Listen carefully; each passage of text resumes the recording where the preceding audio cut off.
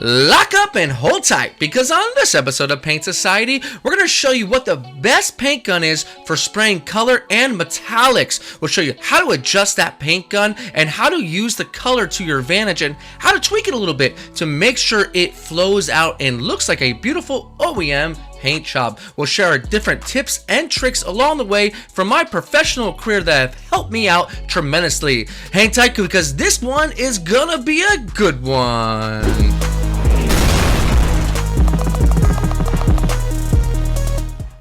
And welcome back to Paint Society. I'm Brian, and I want to welcome you to the channel. It's a great channel, a lot of great information on how to paint your car professionally, or even if you're a do-it-yourselfer at home or a garage warrior. Now today, we're going to discuss what the best base coat gun is on the market right now and how to use it to lay down a stunning metallic blend paint job. But let me first get you caught up on how we got to this point.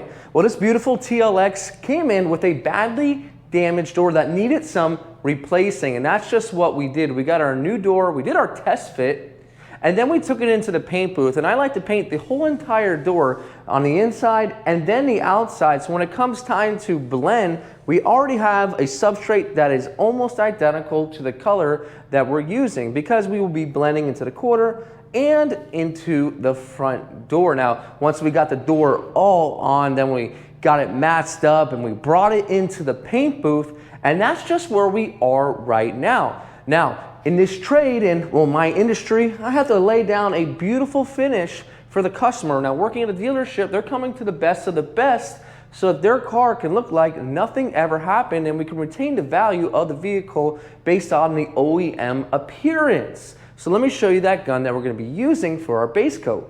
And the gun we're going to be using, and that I really love, is the DeVilbiss DV1. It comes in this nice little case, and I've been using this gun for quite a while, and I'm using the B and the B Plus. They're both great guns. I have a 1.3 in here. Now, one of the reasons why I love this gun is because it sprays at 14 to 15 PSI, very low overspray, and I paid around, I would say around $650 for this gun just a couple of years ago, and it's a gun I just keep coming back to just because the ease of spraying is very, very, very easy when blending out. It's just got a beautiful fan pattern, and it doesn't need the regulator because it's built in right here. So the first thing we're going to do is put down some clear base coat or blending additive on the whole entire car. Generally, what a clear base or base coat blender does is it fills in the micro scratches, and it gives me an even playing field for my base coat to land on. Now, the way I set this up is I keep all my guns wide open pretty much. I'll put the fan all the way to wide open and just give it a little bit of a turn, maybe like a 1/4 of an inch right there to clean up the edges. And I have this set at wide open as well. Now, when you go to learn what wide open is, let me show you how to do it. Holding it upside down so no fluid comes out, but basically you take the fluid and you back it all the way out, and then you'll turn it in while pulling the trigger. Okay, I got my trigger pulled, and as soon as I get some resistance, like I can't push it in anymore, turn it in anymore, that's wide open. And from here, what I'll do is give it like a 1/2 of a turn to 1 turn in. That way I'm not putting too much fluid on. It's a little bit cooler here down in South Florida tonight. It's around the 70s, so I want to make sure I don't put too much on. So we're going to put this on all of our panels, and then we'll let it flash.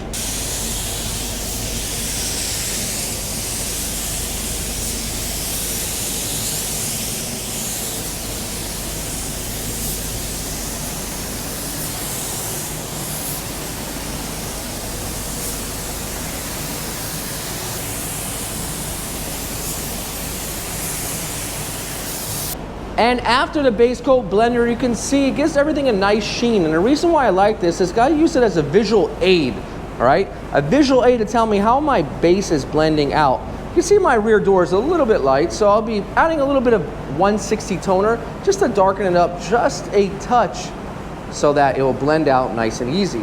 And this is just something you kind of have to know. I'm going to adjust the color, and I'm only going to put just a few drops in there, just to make it a little bit darker. That's all it really needs. When it's blended, it will be just fine. Well, you can have the best gun in the world, but without selecting the right reducer, it's not going to do much.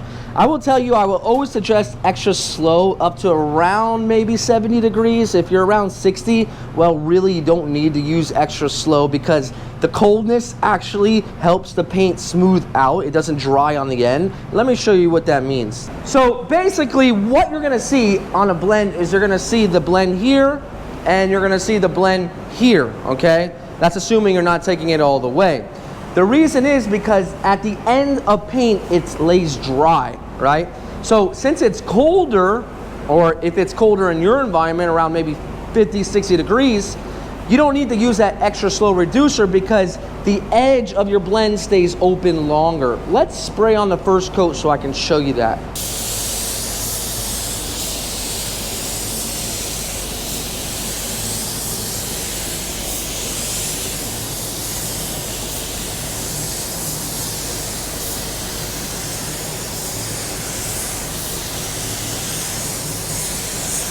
In real time, right? You can already see the first coat is starting to really blend out well. I stopped right around here. You can look at the tape, right? So right around here is where you'll see your blend edge, and right around here is where you'll see your blend edge. Well, you're not seeing it because why? It's because we chose extra slow reducer. Now, I will say not all paint brands have this option. If you don't have this option, the best thing for you to do is maybe add 20% more of your slowest reducer. And that'll help thin out the paint and help that edge to evaporate, to dry more smoothly. So I'm gonna allow this about a good 5 to 10 minutes to flash off, to smooth out, and then we'll knock down our second coat. After 10 minutes, it's all flashed off. It's ready for its second coat.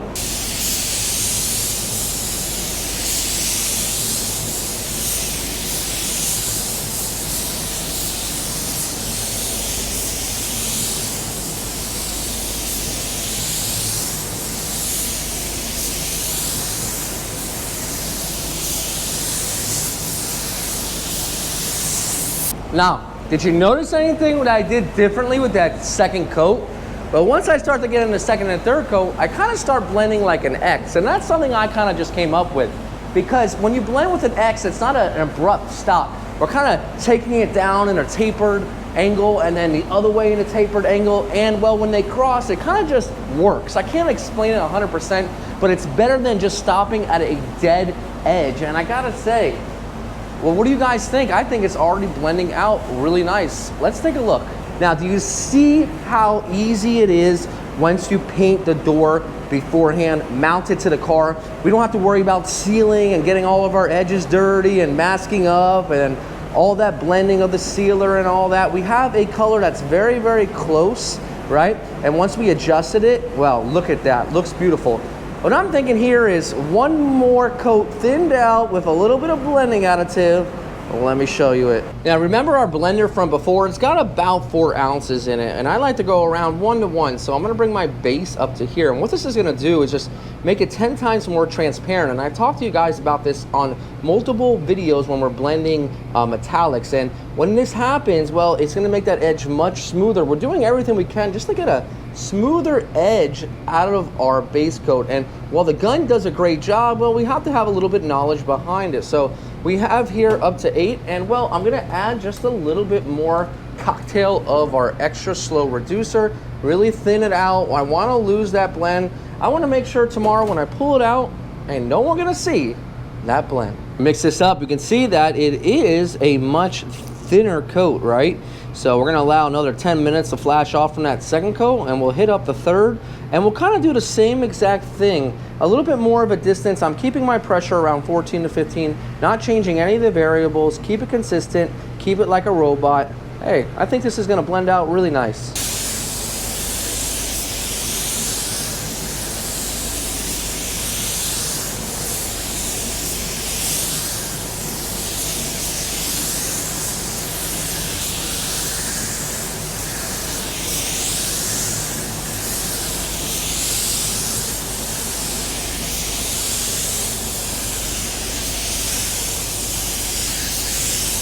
And that's all there is to it. Guys, when you have the right tool, yeah, is it pricey? Of course it is.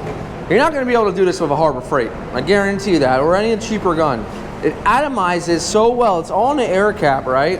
The makeup of this gun, that is what makes it easy. I'm telling you, even for a beginner, It's just so easy. Look at it. The color looks great. Now I just tacked over the car, and this is the amount of overspray. This is what I'm talking about. You can see here, there's no overspray. It's very, very smooth. So that's what a good blend is all about. This is the whole car, just right in here. So awesome, awesome finish. So this thing is ready to clear. So we're gonna go ahead and get this cleared, and we'll take it back outside and see what it looks like and assemble it up. So let's get clearing.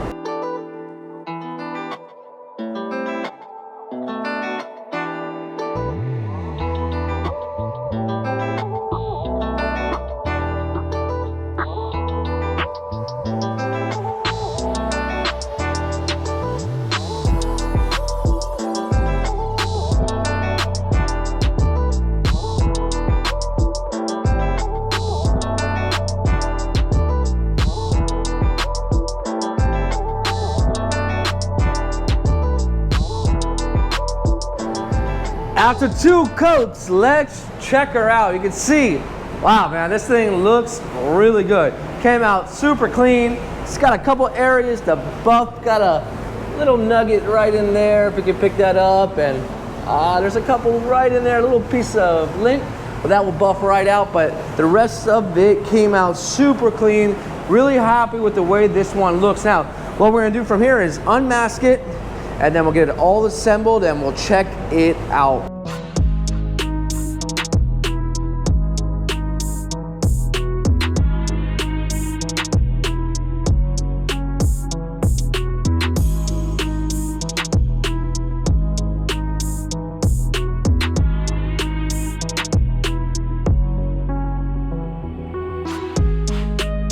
And well, with the help of DS, we got everything assembled and it's looking really, really good. Now, with this DV1 paint gun, I gotta say, it is an amazing base coat gun. It might not be the best for you, but for a do-it-yourselfer just picking it up, and if you can afford the price tag that comes along with it, it's really gonna help you out. The reason why I really liked it is because of the low overspray.